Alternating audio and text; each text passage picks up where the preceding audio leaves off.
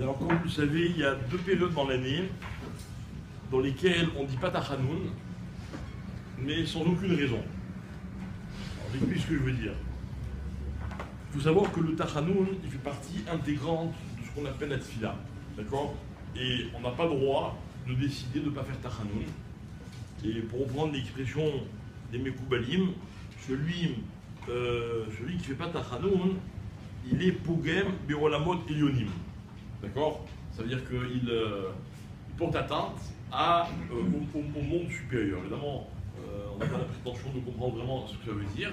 Je vous dis que la tfila, il y a un moussard dans la tfila, et chaque fois qu'on déroge et on désorganise ce moussard, ça pose un problème dans toute la tfila. C'est toute une procédure, on avait expliqué déjà les différents lamotes que l'on traverse, il y a toute une évolution, etc.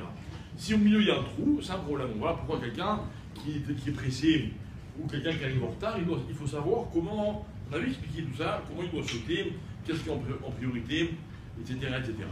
D'accord?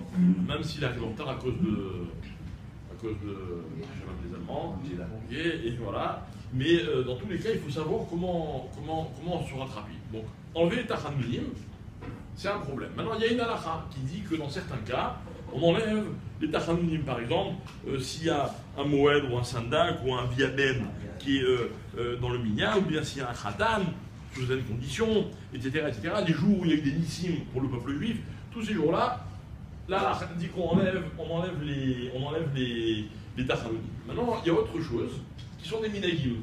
Alors, il y a des bons minagim et des moins bons minagim.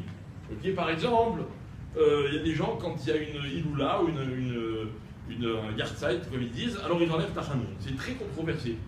D'accord? Il y a des gens qui fient là-dessus.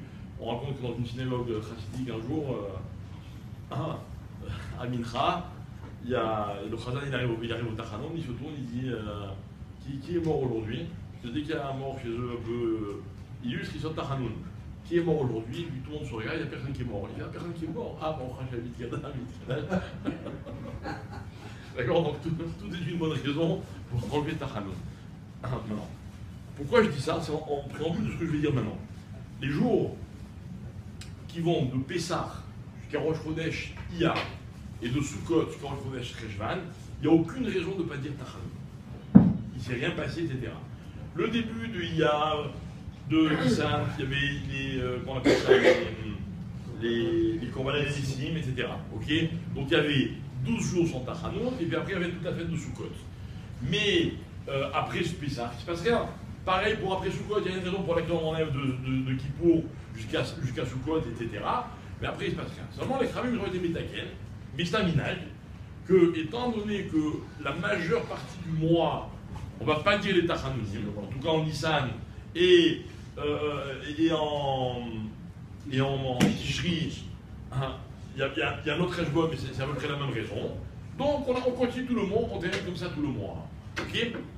Alors ce mina il a été mékoubal par tout le monde. Et voilà pourquoi on garde ce mina, il ne veut pas dire Tachanoun, la fin du mois de Tishri et la fin du mois de Nissan. Maintenant la question, qu'est-ce que ça a comme incidence au niveau de la halakha? Ok? Au niveau de la halakha, il n'y a pas de tachanoun, je n'ai pas le droit moi, de dire tiens j'ai envie de faire tachanoun quand même.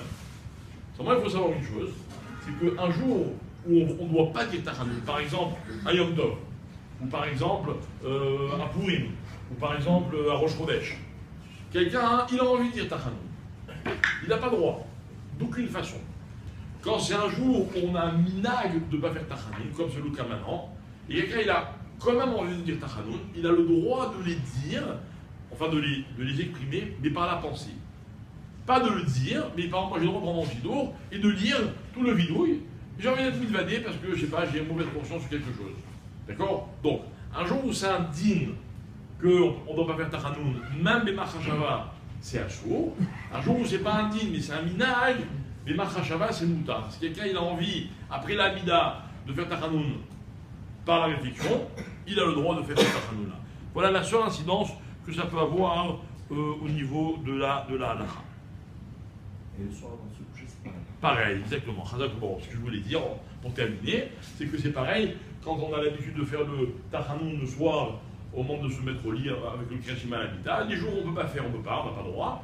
Les jours où on peut faire, si quelqu'un il a envie, il a passé une journée un peu compliquée, un peu agitée, et il veut faire Tachanon, il peut le faire Mahashava, mais pas le dire avec la bouche, parce que le Mina il a été Mekoubal par tout le monde.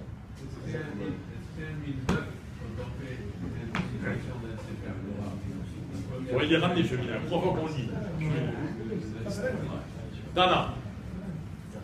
Simone.